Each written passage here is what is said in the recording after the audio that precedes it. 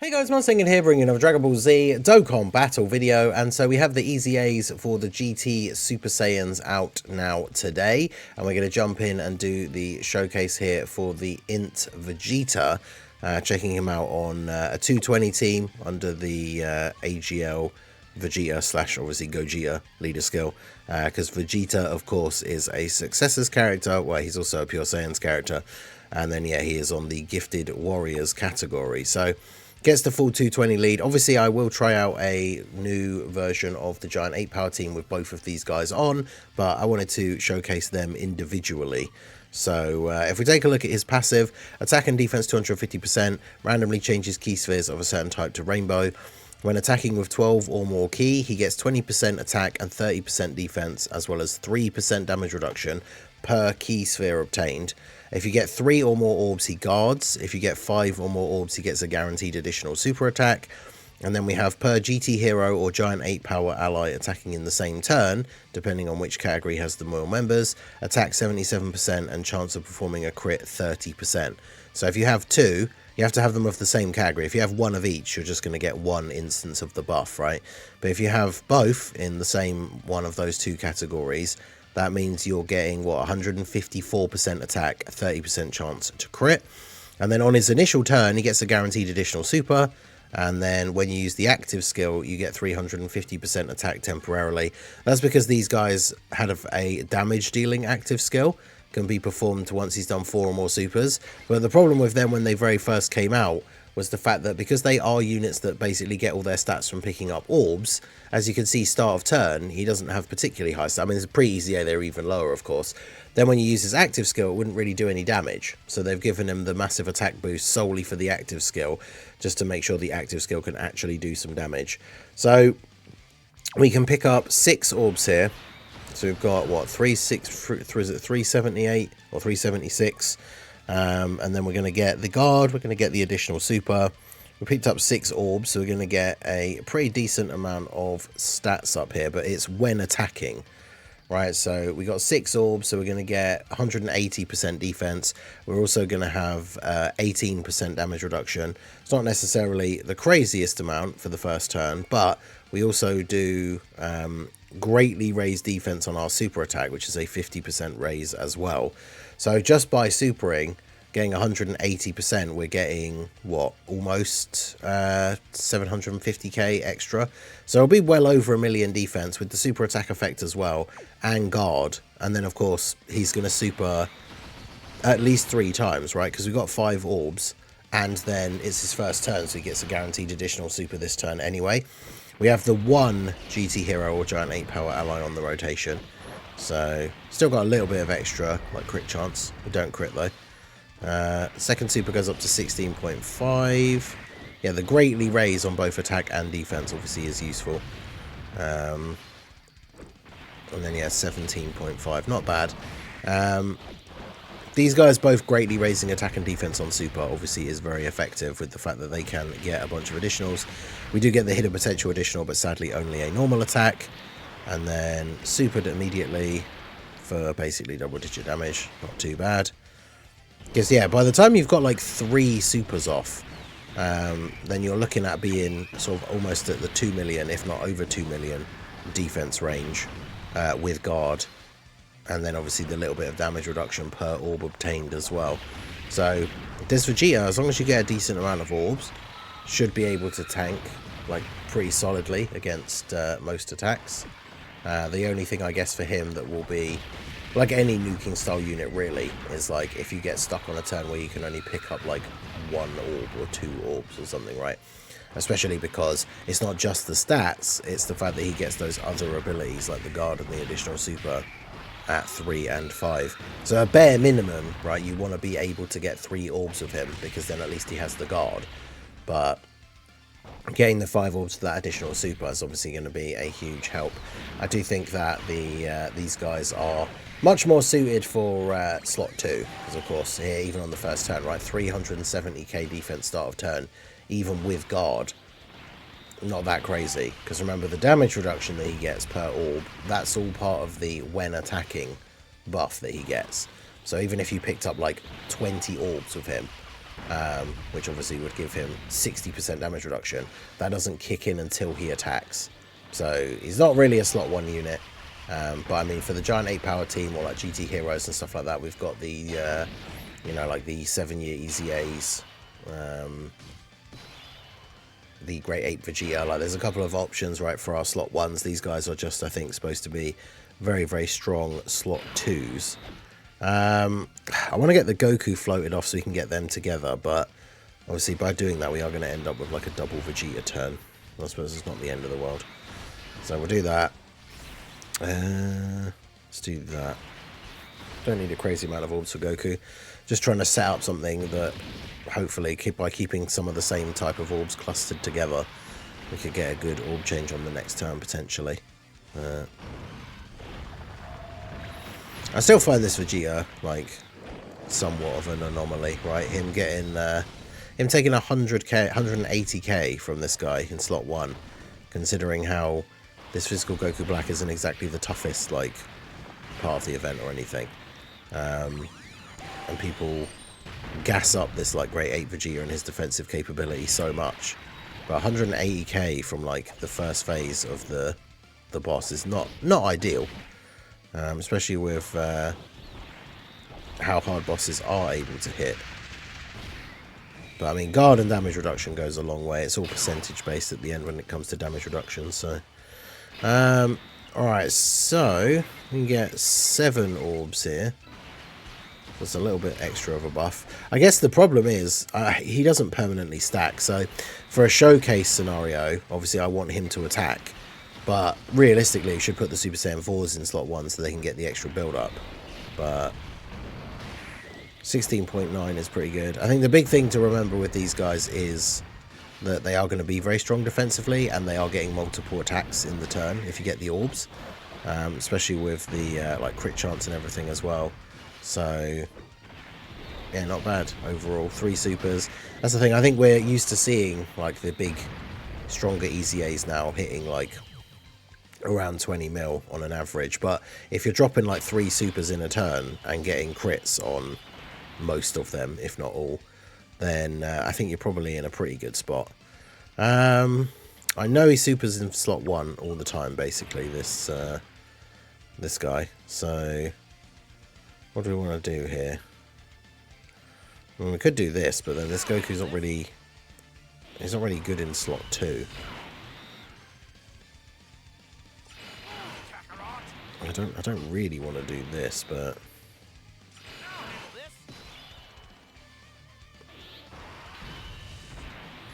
I mean, now we want to see Gogeta like go crazy, because I mean we could just use the active skill here, but because next turn we're going to be able to set up the Giant 8 transformation. Maybe I will just do that since it's just for the sake of showcasing showcasing the Vegeta. I don't really care about having like double Gogetas out or anything like that, so absolutely should have just put Vegeta in slot 1 though, because yeah, once we use the active skill might as well get the more links, but here's what it is. So yeah, we can get a bit of damage off here. Obviously it means the Goku has a 100% dodge chance on his next turn, so he can go slot 1, because yeah, by ghost ushering all the attacks away, this Goku Black basically always supers in slot 1, but then on the next turn we're going to be able to transform into the Golden Grey Ape, which then means the super attack's going to be wasted and cancelled out ready for when we've untransformed. And then we'll have Super Saiyan 4 Goku with his support. And of course on this next rotation the Vegeta has 2 GT Hero and technically 2 Giant 8 Power allies, so he's going to have that full buff with the 154% attack. So it should be looking very, very good on the next turn, both offensively and defensively. But we shall see what we get. And then, yeah, we're floating off this guy, so eventually we'll get the Gogeta on the rotation with him as well, get to see the crazy active skill buff. Be interesting to see, actually, on the turn, we could use AGL Gogeta's active skill first, and then INT Vegeta's active skill. But, I mean, I do kind of just want to see how much damage it does by itself, right? And then once we start using these guys in other events, then we can start juicing them up with like Gogeta's active skill and stuff like that, right? So I guess we will we'll just see GT Vegetas like as it is. But yeah, now we can get this going over here. The attack is still in slot 1, and that will be a super. Might as well. At this point, I guess we're going to probably end up floating off Goku. You guys are up to 1.2. Alright, so let's Giant 8 with Goku. I want to try and leave like all the physical orbs if I can, because we can potentially get a big old mass of orbs with Vegeta here ready for the next turn. But yeah, so Rose, as expected, super attacks in slot 1. You take no damage, of course, and then Giant Ape can do a bit of free damage back. Because yeah, that like people have been saying it since the last couple of units have come out, and it is one of those things where I don't want to believe it's the case, but like this idea that future all Giant 8 Power and Power Beyond Super Saiyan units that come out now, new and EZAs, are all going to be somewhat like held back on because of the support of Super Saiyan 4 Goku. As I was about to say, like on this turn with the Vegeta, like the Super Saiyan 4 Goku being here provides so much, especially to units that already have like a little bit of damage reduction, or even a decent amount of damage reduction, regardless, however much. Having an extra 10% like makes a huge difference. If a unit has no damage reduction, like Goku giving them 10% is nice, but it's not like anything super crazy. But for characters that have some already, like it's pretty ridiculous to get that extra extra 10%, right? Because this guy, remember that we're getting per orb obtained, he's getting 3%. So I don't know if there's many to get in slot 1. Yeah, so if we got the 10 orbs here, he's getting 30%. That means he'll have 40%. But obviously that's when attacking. He'd have the 10% at the start of the turn. So I think in terms of being in slot 1, he wouldn't be particularly good here. So realistically, I should probably try and get some stacks. But yeah, we've attacked 6 times, or supered 6 times. The active skill probably doesn't kill at this point. So here's a case of, do I just want more stacks with the Super Saiyan 4s? And will they just kill? Let's do the active skill for Vegeta. Let's see how much damage we can actually do with it here. And then at least the Super Saiyan 4s can get like at least 1 or 2 more stacks here with their attacks. Take this, my new finishing move.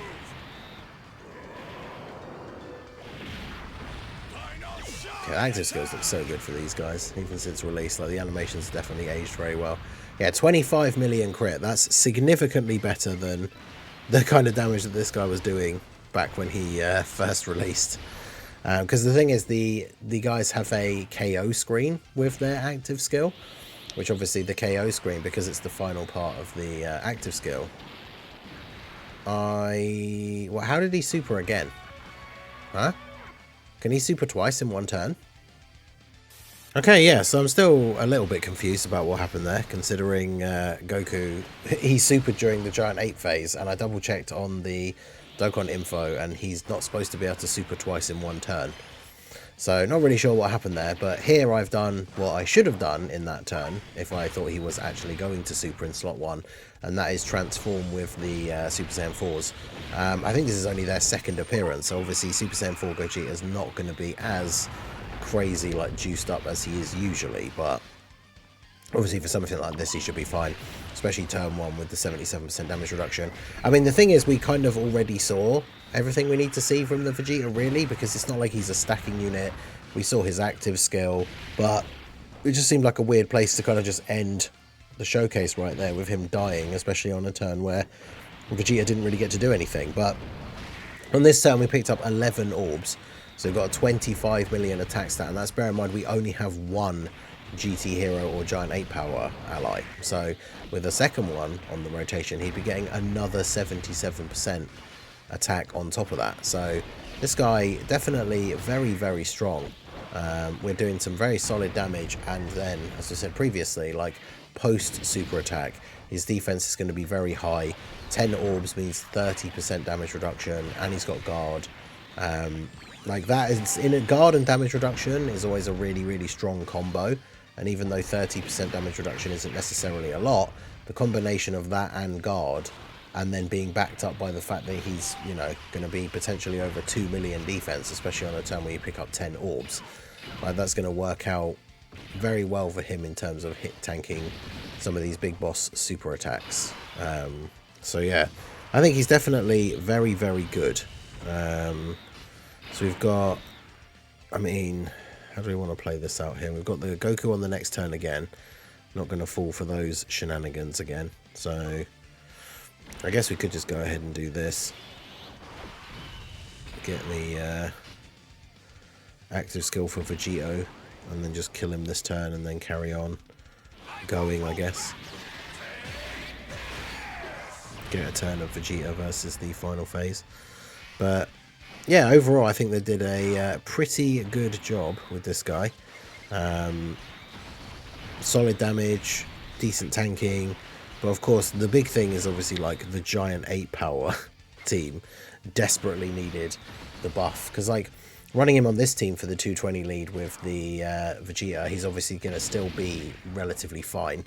Running him with the LR's Super Saiyan 4s, he has a GT power, GT hero or giant 8 power ally. The Super Saiyan 4 Goku gives him that as well. But obviously for the rest of the team build, unless you are running the GT Goku as well, you're not really going to be running a lot of other GT heroes or giant 8 power characters on this team build, realistically, when it comes to making the best versions of the teams. So obviously the GT heroes team is kind of a bit at the moment, as we know from trying to do that mission with the Goku, or the end of the Vegeta Red Zone. But having 2 new units on there kind of bolsters it up to being somewhat runnable. I think the final unit for the team is going to be like maybe Limit Breaker Vegeta, depending how long the events are, because him not having to rely on being in slot 1, I've seen people posting screenshots of him like well over 1 million defense start of turn, and then obviously he gets defense when on super, and he has 60% damage reduction while his full passive is still active. So whilst that's not anything crazy for some of these new big bosses, as like the final unit you have to put on the team, who's then probably going to end up just being like a 3rd slot floating unit, then, you know, that's perfectly fine.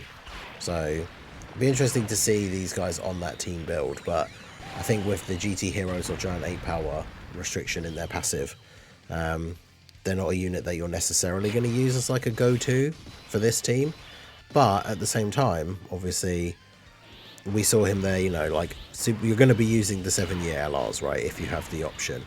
And then, you know, we saw him on that previous turn dropping multiple 20-odd plus million attack stats on a turn where he only had 1 of like the allies, right? So he's still going to be very good. And then yeah, this is the turn that we wanted to see at the end of the last run, where we're actually going to have a rotation with 2 GT heroes or giant 8 power allies. So he's going to get a significantly bigger buff, and hopefully we can set up a decent amount of orbs for him here as well. How much does this Zamasu actually hit for in terms of his super? He does 4.8. So yeah, unfortunately he's not really a unit that we can mess around and like, oh yeah, we'll put him in slot 1, because now I am now questioning everything, because he super attacked the giant 8, right? So he shouldn't be able to super attack again, but that's exactly what I thought about Rose. So the only thing I'm thinking actually is he does or maybe it's that, I think he does a different super once he gets below 50% HP. So if you're in the giant form turn and he's above 50%, and then the giant takes him below 50%, he would then be able to do that super. I think that might be how it works. That might be what happened, which is super annoying. But obviously Zamasu doesn't have anything like that, so he shouldn't be able to super here now. And his normals do 1.6 million though, so it's still not like we're in a position where we could just throw Vegeta in slot 1. I mean, even with guard and the 10% damage reduction from Goku, he would need, what, 600-700k defense start of turn, at least, to be able to tank, which this guy gets most of his stats when he attacks, so we're not going to be too hard on him, not having the craziest start of turn. See, I really want all of those orbs though, which is a shame. So I guess we will. I mean, there's a bunch of tech orbs, so I suppose we can do this. Okay, we can still get 7. Alright, so we've got 7 orbs on a turn with 2 GT Hero / power, Grade 8 power allies. So let's see what we're getting up to here. Bearing in mind we got, what, 25 odd for a turn where we got 10. Was it 10 or 11? So let's see. Obviously not getting a ton of orbs for Gogeta is fine, because we don't want Gogeta to do too much damage. And we know he's not going to get supered, so... 21 mil. But yeah, Vegeta just is, I think, exactly what, you know, he needs to be. Just a very solid slot 2 character.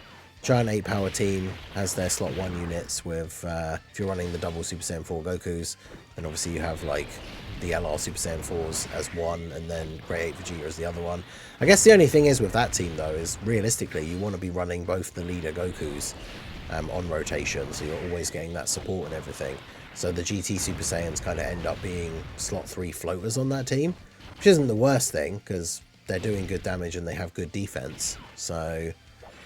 yeah, I don't know. Let me know what you guys think of this guy down below in the comment section. But the key takeaway is that after supering, unless you get really unlucky with the amount of orbs that you pick up, you know, he's going to be sat at 2 million defense, potentially over, with, you know, let's say you do get 10 orbs, 30% damage reduction.